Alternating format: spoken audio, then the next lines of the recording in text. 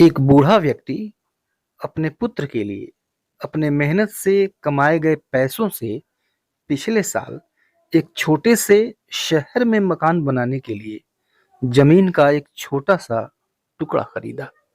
देखिए सेंटेंस कितना लंबा है।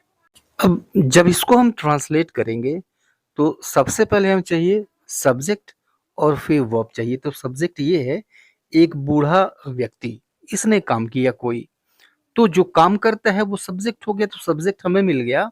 फिर आपको रखना है वर्ब, तो वर्ब यहाँ पे है खरीदा। वर्ब में मिल गया खरीदा, एक बूढ़े व्यक्ति ने खरीदा। तो सब्जेक्ट मिला, वर्ब मिल गया। अब देखिए ऑब्जेक्ट भी है कि क्या खरीदा और किसके लिए खरीदा, ये दोनों चीजें हैं। तो इनका एक सीक्वेंस बन गया, सब्जेक्ट देन वर्ब फिर object, object one and object two. अब देखिए कि इसमें यह भी बताया गया है कि कैसे खरीदा। तो कैसे खरीदा भाई? अपने मेहनत के पैसे, अपने मेहनत से कमाए गए पैसे से खरीदा, ये भी दिया गया है। और कहाँ खरीदा? एक छोटे से शहर में खरीदा, ये भी दिया गया है। कब खरीदा? तो पिछले साल खरीदा। और देखिए क्यों खरीदा, ये भी दिया गया है। तो जब इन सब को हम इस ऑर्डर में, इस सीक्वेंस में रखेंगे, फिर ये सही सही ट्रांसलेट होगा और आसानी से ट्रांसलेट होगा। ट्रिक यही है कि आप समझें कि सब्जेक्ट और वर्ब है और उसके बाद जो प्रेडिकेट का हिस्सा है, यानी सब्जेक्ट के बाद जितना प्रेडिकेट का हिस्सा आपको दिखाई दे रहा है, उसको आपको छोटे छोटे टुकड़ों में तोड़ लेना है। आपको ढूंढ लेना है क्या खरीदा, आपको ढूंढ लेना है किसके लिए खरीदा या फिर किसको खरीदा, आपको ढूंढना है कैसे खरीदा, आपको ढूंढना है कहाँ खरीदा, आपको ढूंढना है क्यों खरीदा, और आपको ढूंढना है फिर कब खरीदा। और फिर one by one in this proper order में आपको रख देना है, सेंटेंस ट्रांसलेट हो जाएगा। यही सीक्वेंस है। चलिए ऐसा करते हैं और इस लंबे से सेंटेंस को ट्रांसलेट करते हैं। तो सबसे पहले रखिए, एक बूढ़े व्यक्ति ने, ये हु है, यानी ये सब्जेक्ट है, यानी कौन, काम किसने किया, खरीदा, ये तो काम हुआ। और ये काम किसने किया? एक बूढ़े व्यक्ति ने, मीन्स ये सब्जेक्ट है। हु, इसे रखना है एन ओल्ड मैन, राइट। और चूंकि खरीदा ये आ ए ई से वर्ब खत्म हो रही है, यानी पास्ट इंडेफिनिट है, वर्ब का सेकंड फॉर्म आएगा N old man bot, subject हुआ फिर वर्ब हो गया। और फिर आपको रखना है कि क्या खरीदा। तो क्या चीज खरीदा, ये ऑब्जेक्ट वन होगा। तो क्या खरीदा भाई? तो एक छोटी सी जमीन का टुकड़ा, एक छोटा सा जमीन का टुकड़ा, a small piece of land. ठीक है, क्या खरीदा। अब फिर देखिए कि किसके लिए खरीदा, ये है कि नहीं है। नहीं है तो फिर आगे बढ़ेंगे, है तो लिखेंगे किसके लिए खरीदा, अपने पुत्र के लिए, फॉर हिज सन। ये बता रहा है फॉर हुम, यानी हुम बता रहा है, किसके लिए खरीदा, फॉर हिज सन। इसका जो क्रम है ये चेंज भी हो सकता है, इंटरचेंज हो सकता है। इसे हम ऐसे भी लिख सकते हैं कि an old man bought his son a small piece of land, ऐसे भी लिख सकते हैं। ठीक है, या फिर ऐसे भी रहने दीजिए, an old man bought small piece of land for his son. ठीक है, तो क्या खरीदा और किसके लिए खरीदा, ये दोनों चीजें हो गई। ये इसी ऑर्डर में होनी चाहिए अगर किसी सेंटेंस में है तो। ठीक है, फिर उसके बाद से हमें तरीका लिखना है, किस तरीके से खरीदा, यानी हाउ, मैनर लिखना है। तो किस तरीके से खरीदा भाई? तो अपने मेहनत से कमाए गए पैसों से, तो with his hard earn money, अपने मेहनत से कमाए गए पैसों से। ये हो गया मैनर, हो गया तरीका, हो गया हाउ। फिर अब देखिए प्लेस, यानी वेयर, कहां पर खरीदा। तो एक छोटे से शहर में, छोटे से कस्बे में, एक छोटे से शहर में, in a small town, in a small town. और फिर देखिए क्यों खरीदा, पर्पस क्या था उसका, यानी वाई, क्यों खरीदा भाई? तो मकान बनाने के लिए, टू बिल्ड अ हाउस। और फिर देखिए टाइम आपको लिखना है, कब खरीदा, व्हेन मीन्स लास्ट ईयर। अब इस तरह से पूरा जो सेंटेंस हुआ वो हुआ, an old man bought a small piece of land for son with his hard-earned money in a small town to build a house last year. ठीक है, ये प्रॉपर सीक्वेंस है।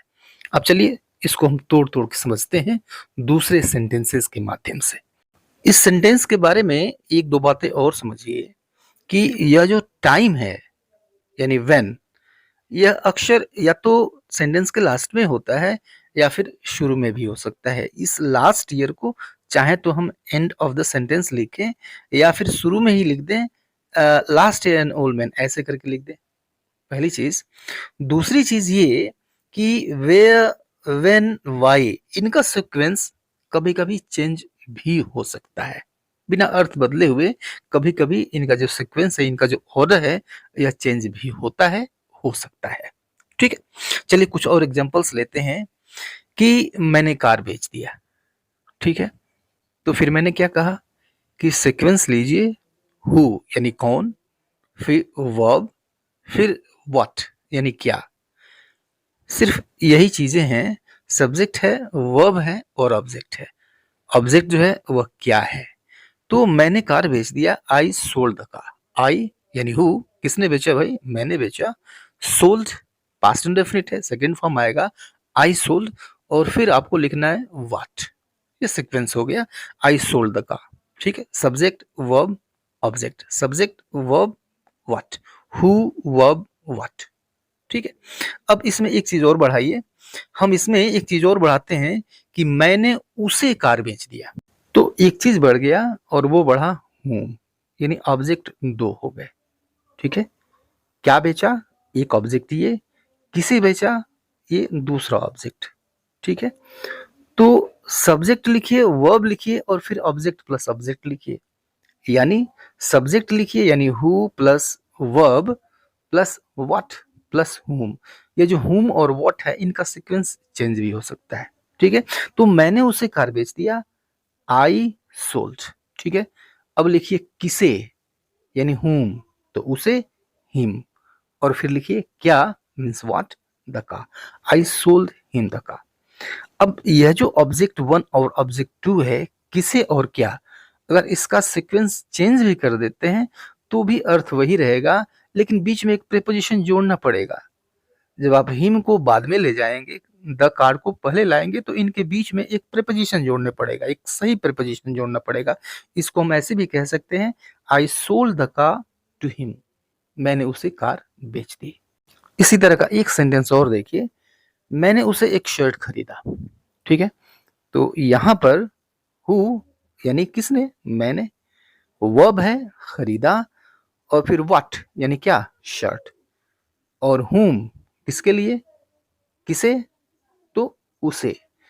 आप इस सीक्वेंस में रखिए कि I bought subject then verb, और फिर हुम किसे, तो उसे, हिम, एंड व्हाट क्या, a shirt, I bought him a shirt.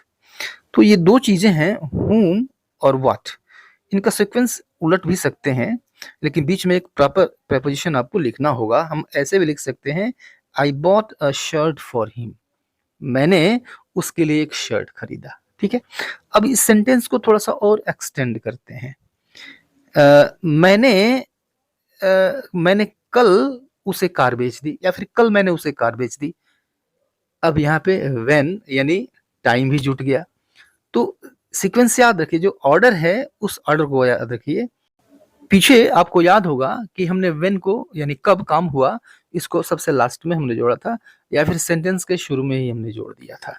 यहाँ पर हाउ, हाउ और वेयर, ये दोनों में से कोई भी चीज नहीं है, तो फिर जो नहीं है फिर उसकी बात ही करनी बेकार है।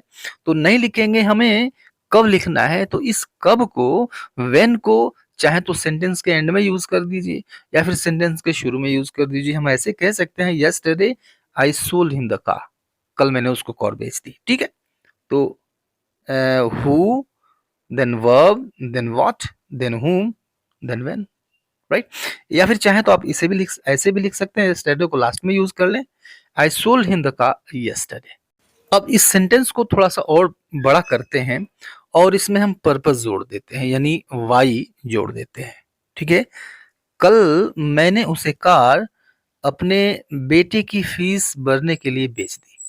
ठीक है, यहाँ पे पर्पस जुट गया, वाई बेटे की फीस भरने के लिए, ये पर्पस हो गया, अपने बेटे की फीस भरने के लिए उद्देश्य था, पर्पस वाई। तो सीक्वेंस क्या हो गया आपका, सब्जेक्ट देन वर्ब, यानी who then verb then what, क्या देन whom, किसे, देन वाई, किस लिए, पर्पस क्या था, देन व्हेन, सबसे लास्ट में व्हेन, या फिर सबसे शुरू में व्हेन। तो क्या होगा ये सेंटेंस कि yesterday I sold him the car to deposit my son's tuition fee। ठीक है, काफी आसानी से बन जा रहा है, बशर्ते कि यह जो सीक्वेंस है ये सही सीक्वेंस आपको याद रहने चाहिए। ठीक है, एक सेंटेंस और देखिए कि उसने अपने कमरे का दरवाजा जोर से बंद कर दिया। ठीक है, अब यहाँ पे क्या क्या चीजें दी हुई है, उसने अपने कमरे का दरवाजा जोर से बंद कर दिया। यहाँ पे एक हु दिया हुआ है, किसने बंद किया, उसने, हु। ठीक है, वर्ब उसके बाद आपको यूज करना है। उसके बाद से ये दिया हुआ है, क्या बंद किया भाई, व्हाट, यानी अपने कमरे का दरवाजा, ये दिया हुआ है। और एक चीज और दिया हुआ है, तरीका, यानी कैसे बंद किया, तो जोर से बंद किया। तो जो मैनर है वह व्हाट के बाद आएगा, हाउ ये व्हाट के बाद आएगा, पीछे हमने देखा है। और यही चीज, यही ट्रिक मैं बता रहा हूं शुरू से, इस वीडियो के शुरू से यही ट्रिक बता रहा हूं। तो क्या होगा, he shut the door, he shut the door, यानी who then verb then what, और उसके बाद से the door of his room, अपने कमरे का दरवाजा, एंड देन मैनर, यानी हाउ, टाइटली, पूरा sentence, he shut the door of his room tightly. और बाकी चीजें नहीं है तो उनकी बात ही करना बेकार है। और यह सेंटेंस आपके लिए है, इसको ट्रांसलेट करिए एंड कमेंट बॉक्स में कमेंट करिए। See you later in the next video, till then good bye and take care.